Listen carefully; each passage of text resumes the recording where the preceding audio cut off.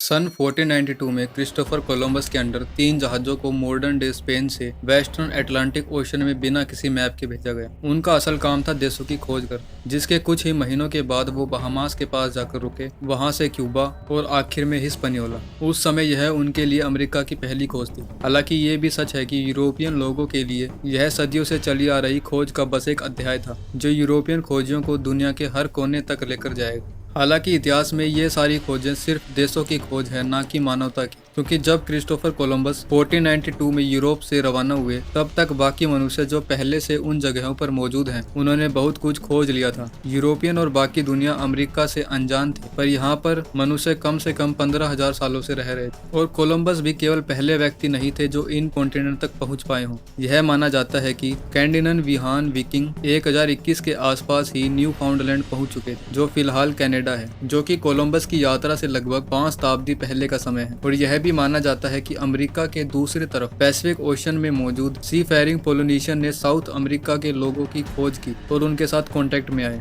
हालांकि ये भी कोलंबस की यात्रा से 3 शताब्दी पहले का समय था। लगभग हर वो जगह जहां यूरोपियन लोग गए, वहां रहने वाले लोगों ने उन जगहों की खोज काफी पहले कर ली थी। जब यूरोपियंस ने ऑस्ट्रेलिया को डिस्कवर किया, तब भी वहां रहने वाले आदिवासियों ने लगभग 60,000 साल पहले ही ऑस्ट्रेलिया को ढूंढ लिया था और वहां रह रहे थे। ऐसे ही जब यूरोपियंस लोगों ने 1642 में न्यूजीलैंड की खोज की, तो मावरी लोग वहां पहले से ही मौजूद थे, जो 400 सालों से वहां रह रहे थे। और जब यूरोपियन लोगों ने 1778 में फार फ्लंग और रिमोट हवाई को डिस्कवर किया, तब भी नेटिव हवाईस वहां 800 सालों से रह रहे थे। उनकी यह खोज काफी पीछे चल रही थी। जो भी उन्होंने खोजा वह लगभग पहले ही किसी और ने खोज लिया था।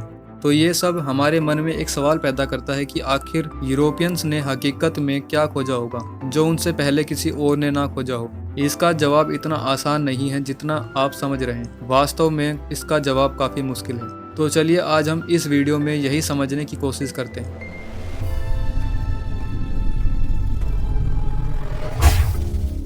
दरअसल सैकड़ों साल पहले जब कोलंबस और स्पेन लैंडयार्ड अमेरिका में आए, तब 8वीं शताब्दी के अंत में आयरलैंड में रहने वाले मोंक्स का एक ग्रुप अपनी मातृभूमि को छोड़कर बाहर निकले और किसी नए आइलैंड की खोज में आइसलैंड जा पहुंचे, जो इंसानों की पहुंच से काफी दूर था। वहां उन्होंने अपने रहने के लिए बस्तियां बनाई, पर कुछ टाइम बाद किसी रीजन से उन बस्तियों को छोड़कर वहां से चले गए। जिसका मतलब है जब 9वीं शताब्दी में नॉर्समैन ने आइसलैंड की खोज की, तब मोंक्स वहां से जा चुके थे और आइसलैंड एक बार फिर सुनसान हो चुका था। आइसलैंड की यह खोज यकीनन बहुत महत्वपूर्ण खोज थी, जो कि यूरोपियंस लोगों ने की थी। यह लगभग वही समय था जब दुनिया की दूसरी तरफ पोलिनेशियन लोगों ने पहली बार हवाई को डिस्कवर किया था। 15वीं शताब्दी की शुरुआत में कई और छोटी खोजें की गईं, जिसमें सैकड़ों साल बीत गए। इसी दौरान पुर्तगाली भारत जाने के लिए एक नया समुद्री व्यापार मार्ग ढूंढ रहे थे, जिसके लिए वो समुद्र में वेस्ट और साउथ की तरफ गए, जहां उन्हें मडेरिया और फिर एजोरेस मिला, जहां कोई नहीं रहता था। ये दोनों ही आइलैंड वर्तमान में पुर्तगाल का हिस्सा बने हुए। दरअसल पुर्तगालियों ने इस समय बहुत सारी खोजें की, जिसके बाद 1456 में पुर्तगालियों ने कैप वार्डे की खोज की, जो अफ्रीका के वेस्टर्न कोस्ट पर था, जहां कोई इंसान भी नहीं रहता था। और फिर उन्होंने वहां अपनी यूरोपियन कॉलोनी बसाई, जिसके बाद एक दशक तक यूरोपियंस हजारों लोगों को अफ्रीका से यहाँ लाए और साथ ही साथ यूरोप के लोग भी यहाँ आकर रहने लगे, जिसकी वजह से आज यहाँ यूरोपियंस और अफ्रीकन्स की वजह से बहुत डाइवर्सिटी देखने को मिलती है। कुछ ही सालों बाद लगभग 1470 में उन्हें एक और आइलैंड मिला, जो साउथ टॉम एंड प्रिंसिपाई था,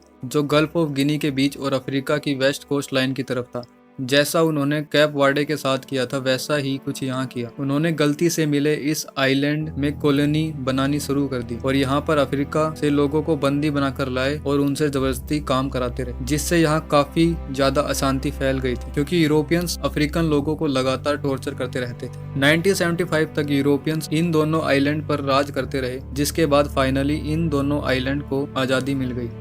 हालांकि अब भी यहाँ पर रहने वाले लोगों में पुर्तगालियों का इन्फ्लुएंस देखा जा सकता है और यहाँ पर ज्यादातर लोग पुर्तगीज लैंग्वेज ही बोलते हैं। साथ ही साथ उन्होंने कुछ ऐसी जगहों को भी ढूंढा जिसको पहले किसी और ने नहीं ढूंढा था, जिनमें से कुछ हैं असेंशन, सेंट हेलिना और त्रिस्टन दे कुना, जो दुनिया में मोस्ट आइसोलेटेड ह्यूमंस में आते हैं, जो इनके आसपास वाले आइलैंड से 2400 किलोमीटर दूर है। ये डिस्टेंस उतना ही है जितना न्यूयॉर्क सिटी और ऑस्टिन टेक्सास के बीच है। यहाँ सिर्फ 245 लोग ही मौजूद हैं, पर यह नंबर समय के साथ कम और ज्यादा होता रहता है। यहाँ जाने के लिए हमें अफ्रीका से बोट में 6 दिन का सफर तय करना होगा। इन सब के बाद पुर्तगीज ने कुछ और ऐसे ही आइलैंड की खोज की, जैसे रियूनियन, मॉरिशस, रोड्रिगस और सेशलस।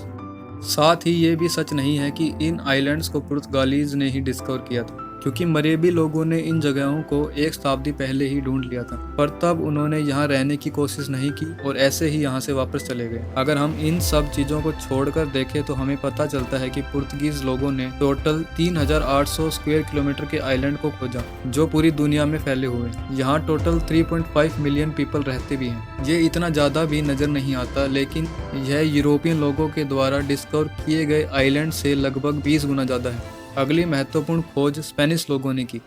फिलहाल के लिए हम इस वीडियो को यहीं एंड कर रहे हैं। अगर इस वीडियो पर अच्छा रिस्पॉन्स आता है तो हम जल्द ही इसका सेकंड पार्ट लेकर आएंगे। और अगर आपको ये वीडियो अच्छी लगी है तो आपको ये वीडियो जरूर देखनी चाहिए, जिसमें हमने बात की है कि आखिर न्यूजीलैंड की खोज किसने की और क्यों आज न्यूजीलैंड की आधे से ज़्यादा जगह खाली पड़ी हुई है। आपसे जल्दी ही मुलाकात होगी किसी और नए टॉपिक के साथ। तब तक के लिए बाय।